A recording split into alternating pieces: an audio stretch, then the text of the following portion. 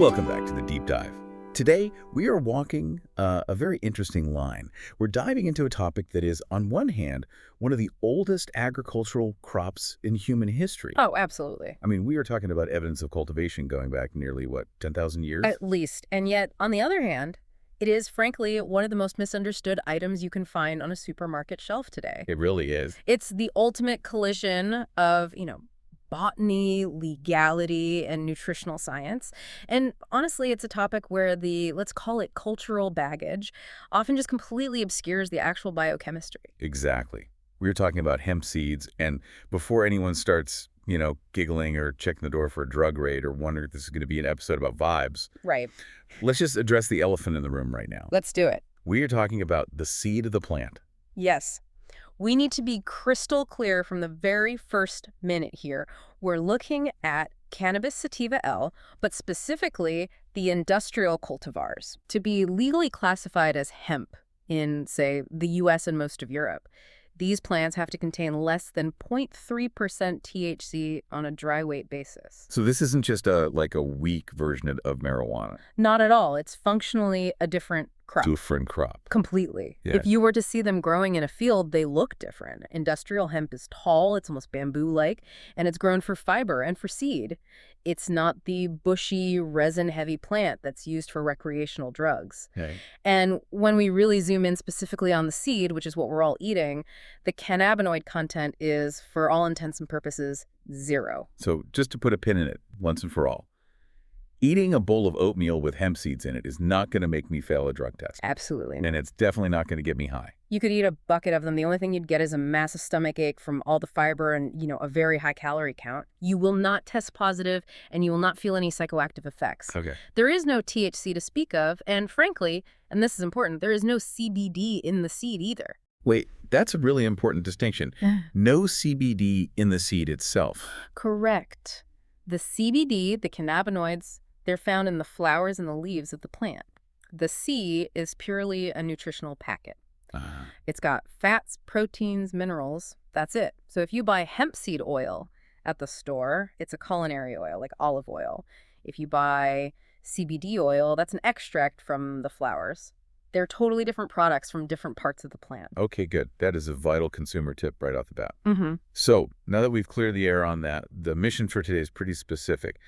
We want to strip away the marketing hype. Mm-hmm. You see superfood stamped on everything these days. I feel like I've seen that word on everything from, kale to cardboard if the marketing's good enough. It's true. We want to see if hemp seeds are actually a legitimate nutritional powerhouse or if they're, just expensive birdseed with good PR. It's a valid skepticism. The wellness industry absolutely loves to slap a halo on anything that sounds ancient or exotic. Right. But to answer that question, we aren't just looking at blogs today.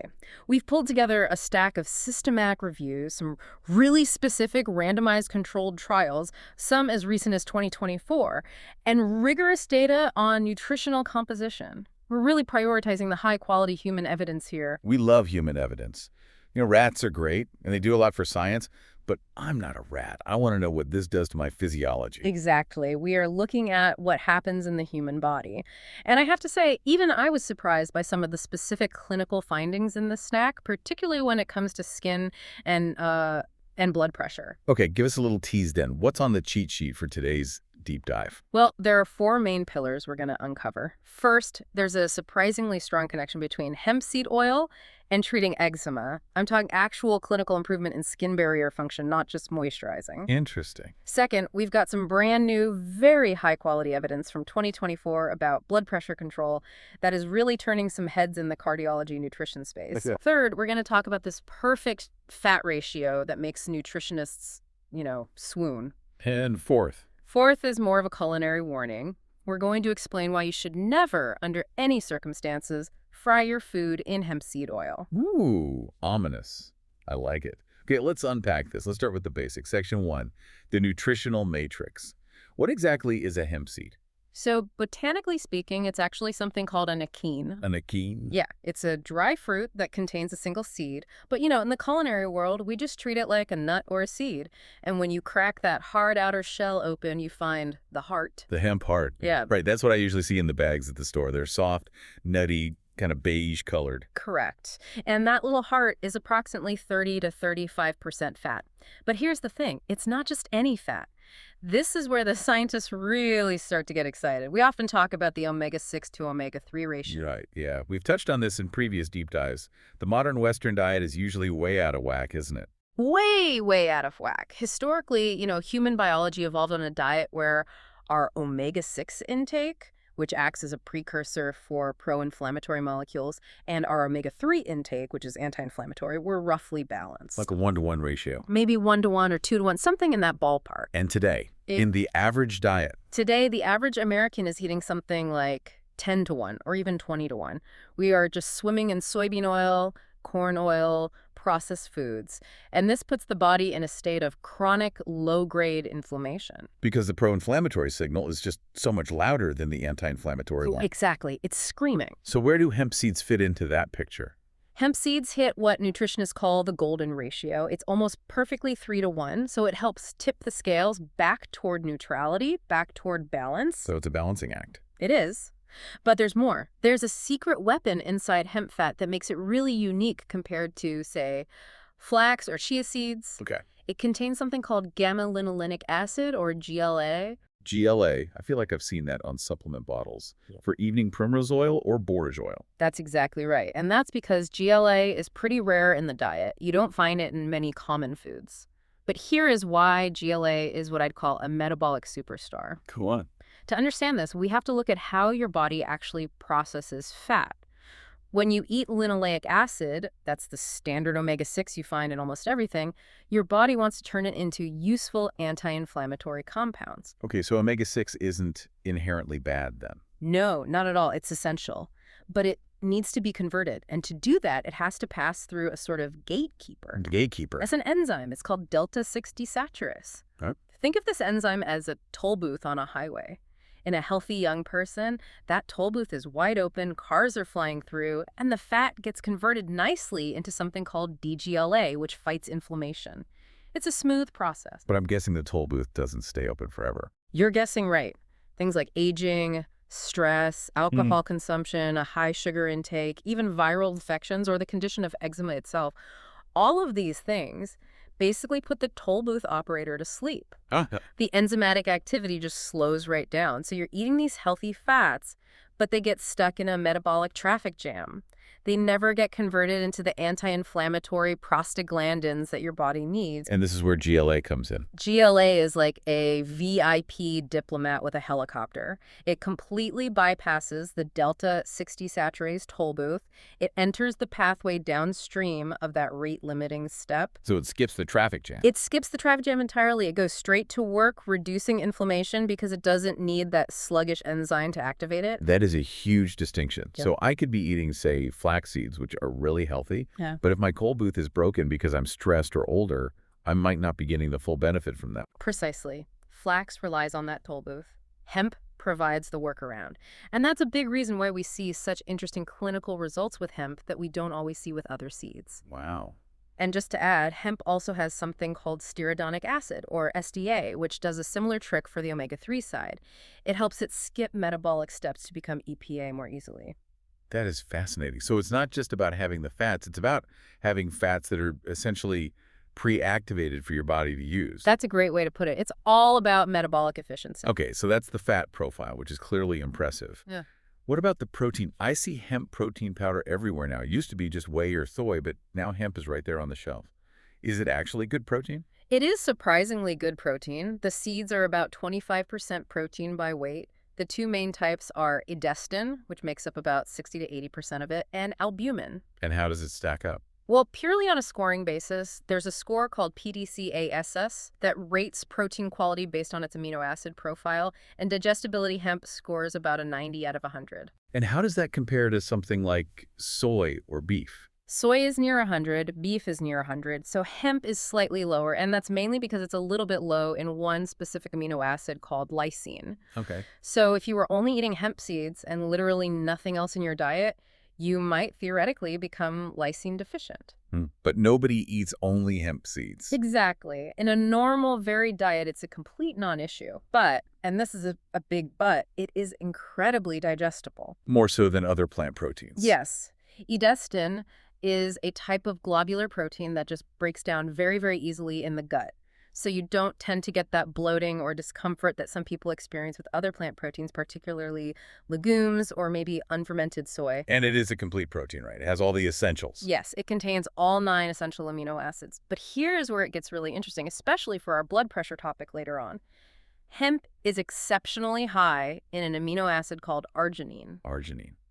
That sounds familiar. Isn't that something bodybuilders take? They do, yeah. And they take it because arginine is the direct precursor to nitric oxide. Nitric oxide. It's a gas molecule that signals your blood vessels to relax and widen. It's a vasodilator. I see the breadcrumbs you're leaving here. More arginine, more nitric oxide, more relaxed blood vessels. You've got it. We'll definitely come back to that. But just to round out the nutritional matrix, we have to talk about the minerals. Okay. If you are deficient in magnesium, which a huge chunk of the population is. I've heard the numbers on that are staggering. They are. Estimates say nearly half of Americans aren't getting enough. Hemp seeds are an absolute goldmine.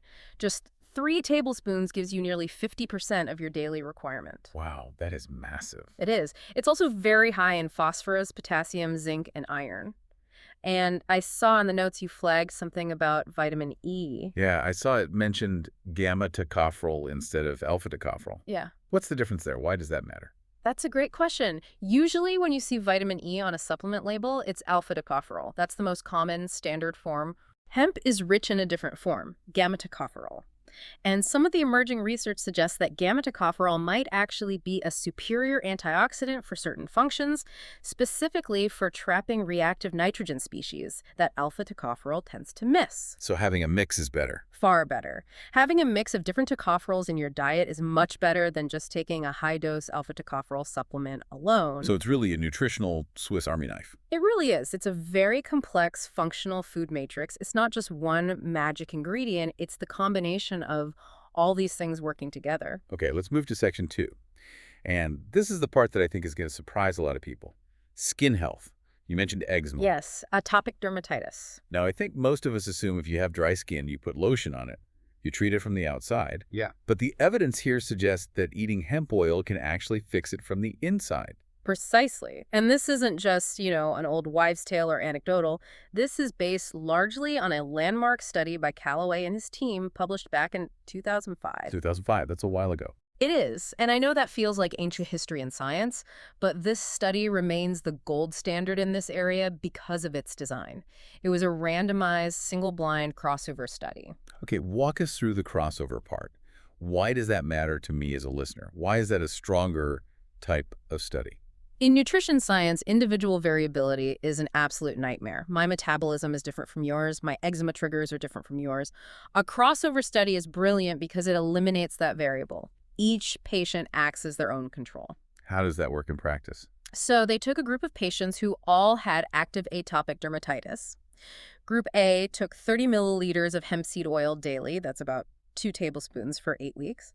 Then they had a washout period to get it all out of their system. Okay. Then those same people switched and took olive oil for another 8 weeks, and Group B just did the reverse order. So if my skin got better on the hemp oil but didn't change on the olive oil, we know for sure it's the oil. It's not just because the weather changed or I started using a new soap. Exactly. It isolates the variable beautifully. And the competitor here, olive oil, is generally considered a healthy fat. So it was a fair comparison. So what happened? What were the results? The results were really striking. During the hemp seed oil phase, patients saw a significant reduction in skin dryness and also in pruritus, which is the medical term for itchiness. The itchiness. But here's the metric that really, really matters to clinicians. They significantly reduced their use of their dermal medications. So they just didn't need their steroid creams as much. Exactly. And because the researchers measured the blood plasma of these patients, they could actually see why this was happening. The levels of GLA and other essential fatty acids in their blood shot up during the hemp phase. So explain the mechanism for us. How does oil in my stomach stop my arm from itching? Okay, it comes down to something called transepidermal water loss, or TEWL for short. TEWL. Right. Think of your skin barrier as a brick wall. The skin cells are the bricks, and the lipids, the fats, are the mortar that holds them all together. In eczema, that mortar is crumbly and weak. There are gaps in it. So the water just evaporates right out of your skin? Precisely. The water escapes, leaving the skin dry, flaky, and cracked. And at the same time, because the mortar is missing, irritants and allergens from the outside can get in, which causes the immune system to freak out and triggers that inflammation and itching. So you're essentially patching the roof. Yes, but you're doing it from the basement up. By consuming the hemp oil, you are providing your internal construction crew with the specific raw materials, that GLA, those polyunsaturated fatty acids. They need to rebuild the cell membranes and repair that mortar from the inside out. And olive oil didn't do this. Olive oil is great for other things, but it's mostly oleic acid, a monounsaturated fat. It didn't achieve the same effect on the essential fatty acid profile in the blood, and consequently, it didn't fix the skin barrier to the same degree. It was the specific PUFA profile of hemp that did the heavy lifting. That is just wild. So it's basically structural engineering for your face or your arms or wherever. Ideally, yes, and it really underscores the fact that skincare is systemic. What you eat literally shows up on your skin. You can put all the expensive cream you want on the outside, but if you don't have the raw materials on the inside to build the wall, it's just going to keep crumbling. Let's move on to section 3. Cardiovascular health. This is the big one for so many people. Heart disease is a massive killer.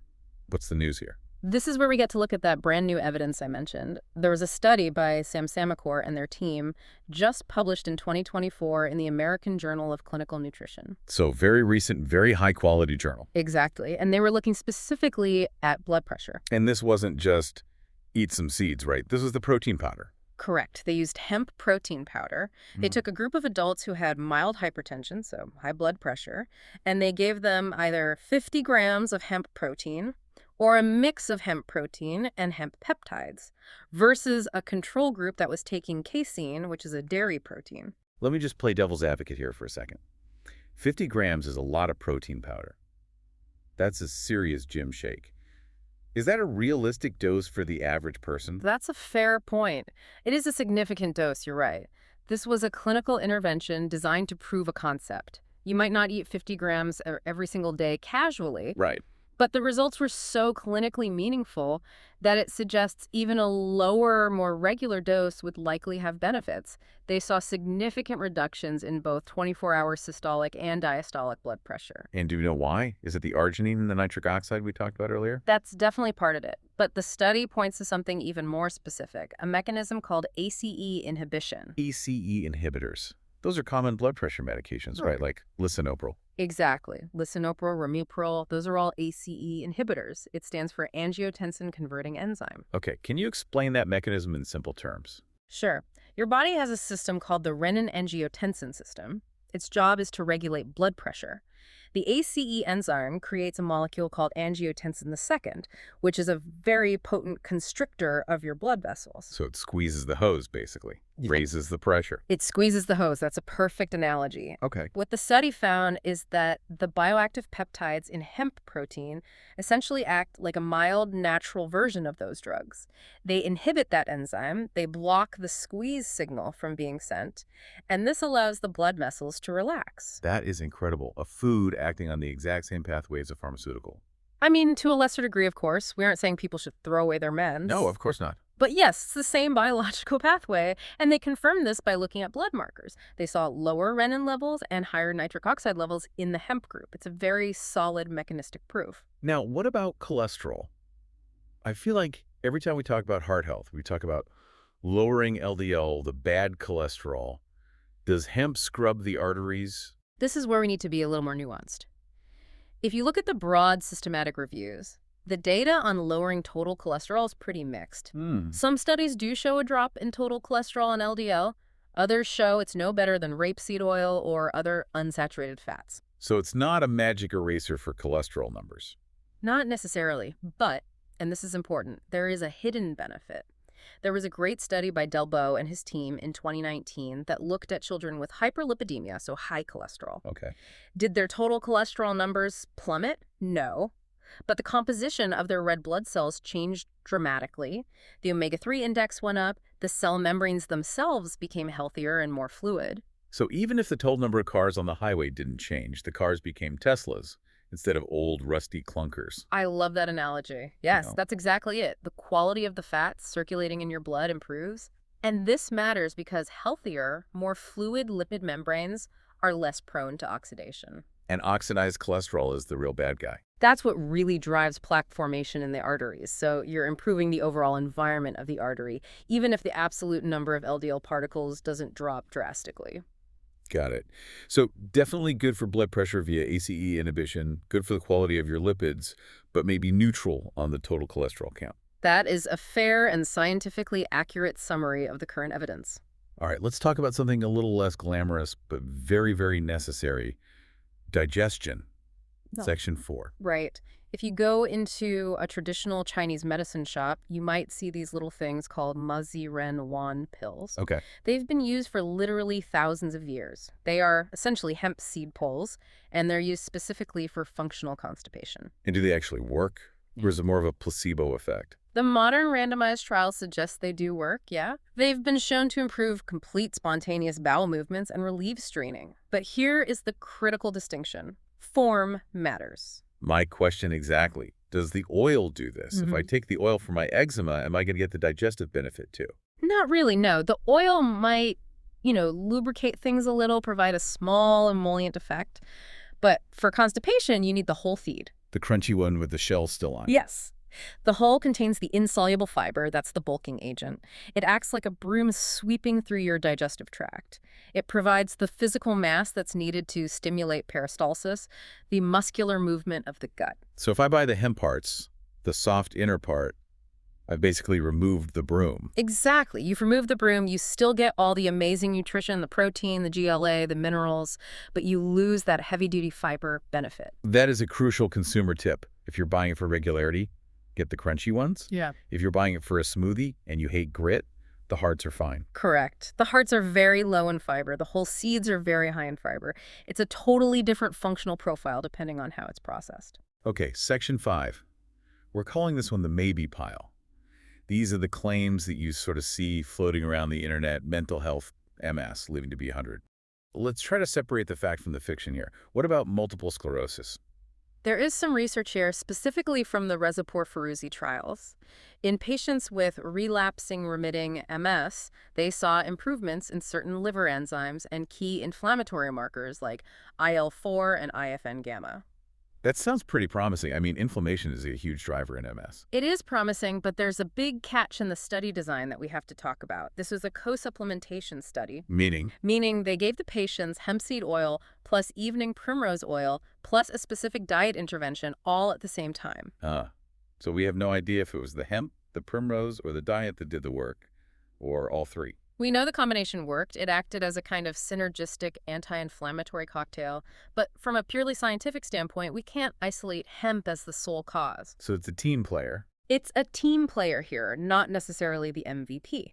So for someone with MS, hemp might be a fantastic addition to a broader anti-inflammatory protocol, but don't expect it to be a cure-all on its own. Okay, that makes sense. What about mental well-being? I saw a headline recently about hemp seeds reducing anxiety.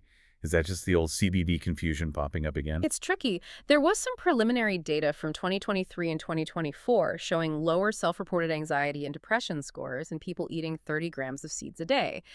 But the evidence grade is very low. It was a single-arm study. Which means there was no control group. Exactly, no placebo group. And the placebo effect is incredibly powerful when it comes to anxiety. If you believe you are taking something to help your anxiety often goes down regardless of what's in the pill. But is there a biological reason it could work, in theory? Yes. If there is a mechanism, it is definitely not CBD. Remember, no cannabinoids in the seed. It's much more likely to be the magnesium. As we discussed, hemp is loaded with magnesium, and magnesium deficiency is very strongly linked to anxiety and nervousness. Or it could be the omega-3s helping to support general brain health and reduce neuroinflammation. So it's nutrition, not medication. Exactly. You said it perfectly. It's the difference between a fed brain and a starved brain. If you're magnesium deficient and you correct that deficiency, you will feel calmer. That's not a drug effect. That's just your body returning to homeostasis. And finally, longevity. Can I live forever on hemp seeds? Only if you're a rat. Bummer. I was really hoping for the fountain of youth in a seed. Sorry to disappoint. There are obviously no human longevity trials. But in animal models, rats that were fed hemp seeds recovered better from ischemia, which is a lack of blood flow, and they had better vascular reactivity as they aged. So healthier blood vessels. It implies a better health span, likely due to the antioxidant protection of that gamma tocopherol we mentioned. It seems to keep the blood vessels younger, in a sense. It's a very plausible theoretical benefit for humans, but it is completely unproven. Okay, so we've covered the science. This has been fantastic. Now I want to get really practical. Section 6. I'm standing in the aisle at the grocery store. I see hearts, oil, powder, whole seeds. It's confusing. What's the user guide? Let's break it down by your goal. If your primary goal is skin health or treating that eczema we talked about, you want the hemp seed oil. You need that concentrated dose of GLA. And this brings us back to that ominous warning from the intro. Yes, please do not heat it. I cannot stress this enough. People hear low smoke point and think, oh, I just won't let it smoke. But the problem starts way before it ever smoked. What's happening on a chemical level? The chemical structure of those beautiful polyunsaturated fats, the very things that make it so healthy, are inherently unstable. They have multiple double bonds in their carbon chain. Heat just shatters those bonds. If you throw hemp oil in a hot frying pan, you are destroying the GLA and you are creating lipid peroxide. Peroxides. That sounds bad, like hydrogen peroxide? They're a type of free radical. You are essentially turning a healthy, anti-inflammatory food into a pro-inflammatory oxidant.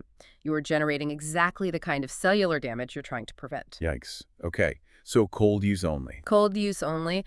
Drizzle it on salads, put it on roasted veggies after they come out of the oven, blend it into a smoothie, or just take a spoonful like medicine. And rule number 2 for oil.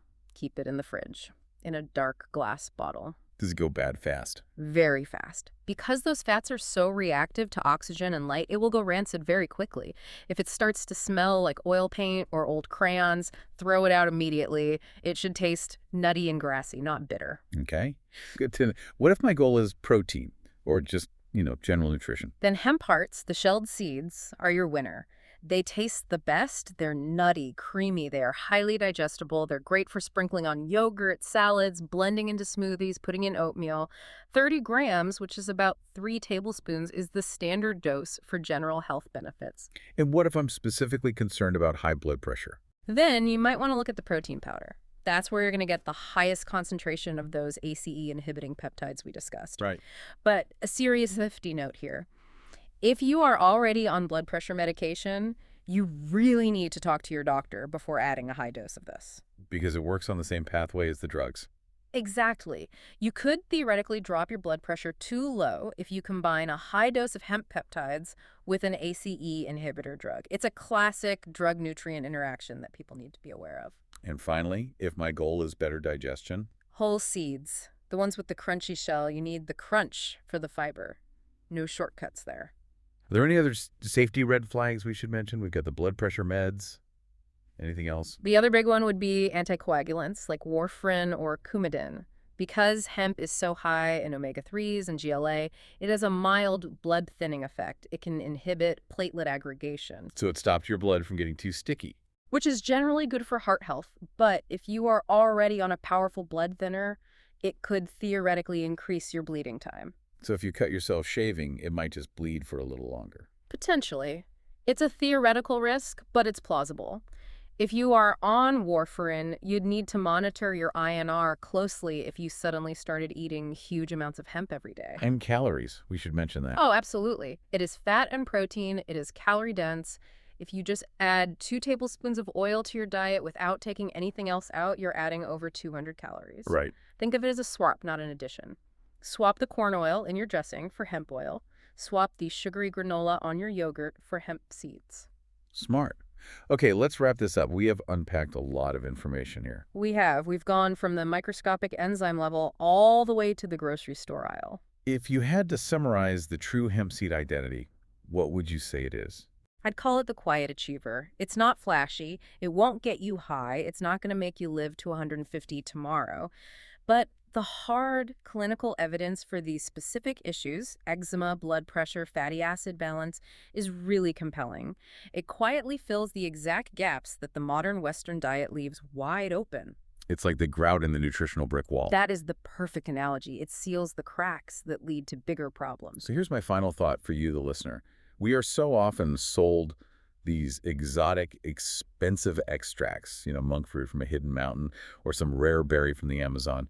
But here we have a simple seed that humans have been growing for thousands of years, and the science is telling us the magic isn't in some isolated chemical we could put in a pill, but in the matrix itself. It's the way the fats, the proteins, and the minerals all work together. That's the whole concept of food synergy. Food as medicine isn't about finding a single molecule, it's about the whole package. And if we really treat our food as medicine, hemp seeds are a pretty potent prescription for the low-grade inflammation that plagues modern life. So go check your pantry. If you've got a big plastic bottle of old vegetable oil sitting there, maybe consider a swap.